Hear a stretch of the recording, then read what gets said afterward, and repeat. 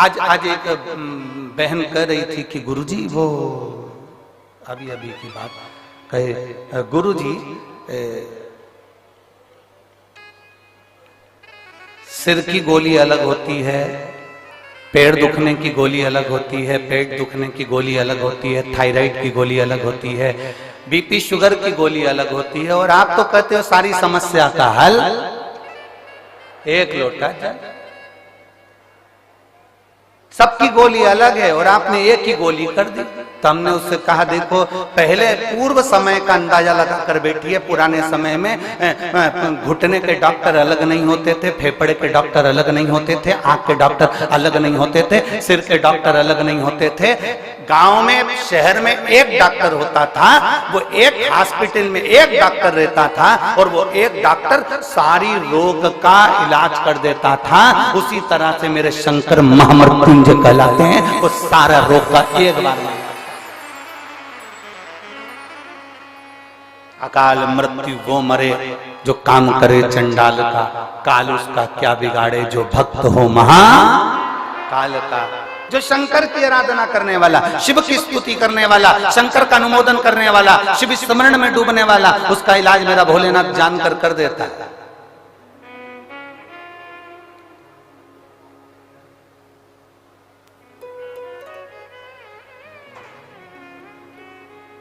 सिर की गोली खाते हो, सिर बंद होता है कि नहीं होता? जम के तो बोलो, होता है ना। पेट की गोली खाते हो, पेट बंद होता है कि नहीं होता? जम के बोलो, होता है ना। नेत्र की गोली खाते हो, नेत्र की तकलीफ दूर होती है ना। तो गोली को कैसे मालूम कि सिर में ही फिट होना?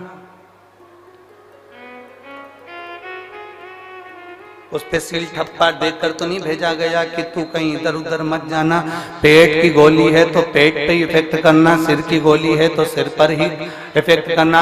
आप गोली को कैसे मालूम होता है कि पैर दुखने की है तो पैर पर असर करेगी, हाथ दुखने की है तो हाथ पर असर करेगी, किडनी की है तो किडनी पर असर करेगी, लीवर की है तो लीवर पर असर करेगी, थायराइड की है तो थायराइड पर असर करेगी, और सिर दर्द की है तो सिर दर्द पर असर करेगी। गोली को खाया जाता है, वो पेट में जाती है और जिस चीज में तकलीफ होती है वहां वो असर करना प्रारंभ करती है। शंकर भगवान पर चढ़ा हुआ जल तुम जब रोज पीते हो, तुम्हारी इंद्रियों में जहां जहां तकलीफ होती है मेरा महादेव वहां स्वयं आकर उसको अच्छा करना प्रारंभ कर देता है, श्रेष्ठ करना प्रारंभ कर देता। यहां अपन लोग स्तुति गाते हैं, भोला दुख काटो।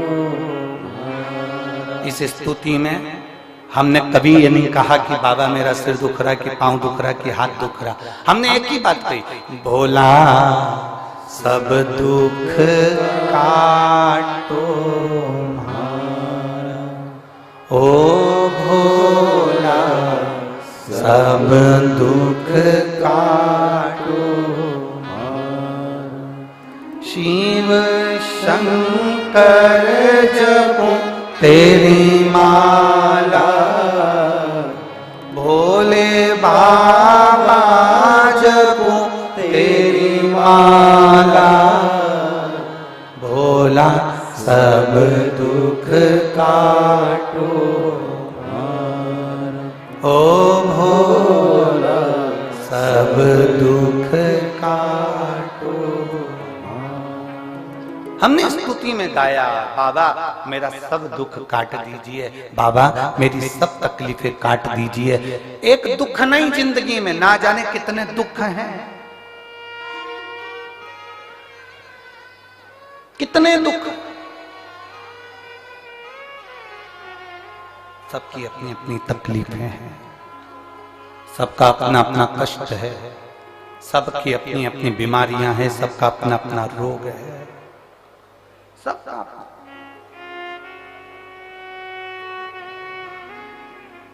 चंद्रदेव को रोग हुआ काया का, काया टपक टपक कर गिरने लगी, चंद्र की आंखों में आंसू भर गया। मेरा काया का रोग कौन मिटाएगा? कौन? श्राप किसने दिया था किसने श्राप दिया था चंद्र को? दक्ष प्रजापति, स्वयं के ससुर ने, स्वयं के ससुर ने श्राप दिया।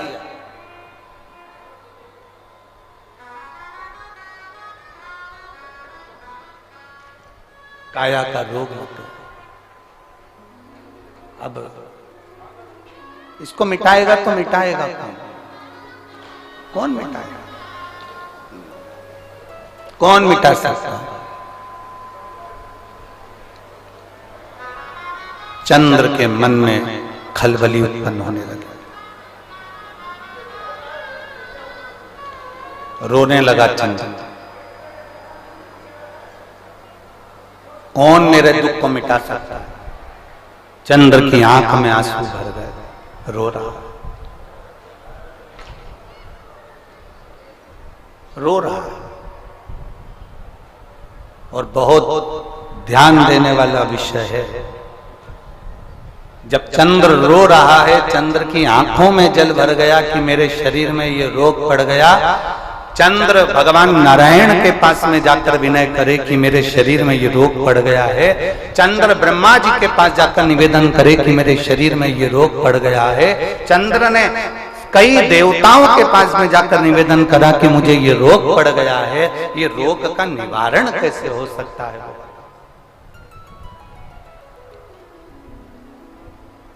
इस रोग का निवारण कैसे? इस रोग से मुक्ति कैसे?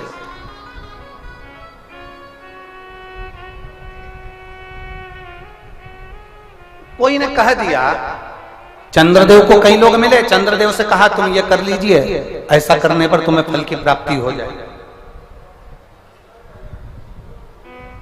एक शीतल आरती होती है, मेरी जीजियों बड़े सावधानी से सुनिएगा। एक शीतल आरती होती है। कभी अगर तुम्हारे जीवन में अगर कभी तुमको ऐसा लगे कि रोग बड़ा भारी हो चुका है और बहुत भारी रोग मुझे घेरता जा रहा है, या डॉक्टर को दिखाने जा रहे हो और तुम्हें ऐसा लग रहा है कि डॉक्टर कोई बड़ी बीमारी बताएगा, तो उस समय पर शीतल आरती का प्रयोग करें। एक पुष्प हाथ की हथेली में रख लीजिए, एक पुष्प हाथ की हथेली में रख लीजिए, और यहां तक शास्त्र कहता है अगर हो सके तो आंकड़े का अगर पुष्प मिल जाए, तुम्हारे यहाँ क्या बोलते हैं उसको, मंदार का फूल, आंकड़े का फूल, आंख का ही पुष्प बोलते हैं, आंख का पुष्प मिल जाए तो ज्यादा अच्छा है। अब उसमें चाहे सफेद हो, चाहे नीला हो, चाहे गुलाबी हो, जैसा भी हो, हाथ में रखने के बाद हाथ में एक लोटा जल, भगवान शंकर के शिवालय में जब आप प्रवेश करें और प्रवेश करते समय भगवान के सम्मुख में जब भगवान शंकर के साक्षी में जब पहुंचे, आपके सामने पूजन में कोई भी सामग्री नहीं है, आपके पास में न दिया है, ना बाती है, ना गर्भवती है, ना चंदन है, ना कपूर है, ना कोई सामग्री है, केवल एक आंख का पुष्प और एक लोटा जल आपके पास में है। शिवालय में पहुंचकर शीतल आरती का प्रयोग करो। 11 बार भगवान शंकर के 11 रुद्रों का स्मरण कर कर जब 11 बार शंकर के शिवलिंग के ऊपर से नीचे तक वो कलश को जब घुमाया जाता है और घुमाने के बाद वो आंख का जो पुष्प है वो अशोक सुंदरी वाली जगह पर समर्पित कर कर भगवान शंकर को जो जल चढ़ाया जाता है, जो जल समर्पित किया जाता है, डॉक्टर भले तुमसे कह रहा हो कि तुम्हें बड़ी बीमारी के चांस हैं, आप जाकर एक बार चेक कराना, तुम्हें वो बड़ी बीमारी निकलेगी ही नहीं, उस रोग से तुम मुक्त हो। इसको शीतल आरती का प्रयोग किया गया। ये शीतल आरती, इसको शीतल आरती कहा। शिव की प्राप्ति का, एक रोग से मुक्त होने का। अब आपसे कोई कहे कि ये शीतल आरती का प्रयोग सबसे पहले किसने करा, तो आपको ध्यान लगाना है इस प्रयोग को। सोमनाथ जी की कथा का स्मरण करिएगा, सोमेश्वर की कथा का स्मरण करिएगा।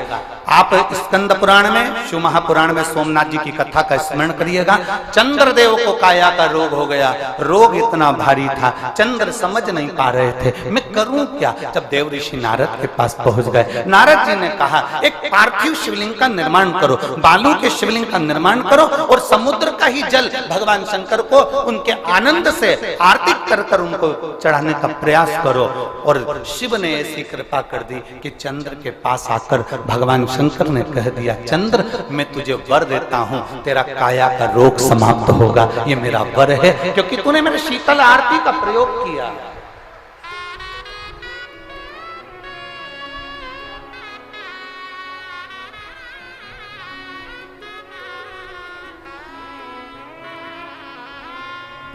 मेरी जीजियों, दो चीजें बड़ा स्मरण में रखिएगा। एक, बैसाख महीने में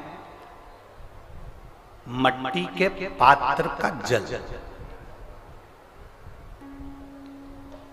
अभी अभी क्या चल रहा है, फागुन, अभी क्या चल रहा है, फागुन। जब बैसाख का महीना आए ना,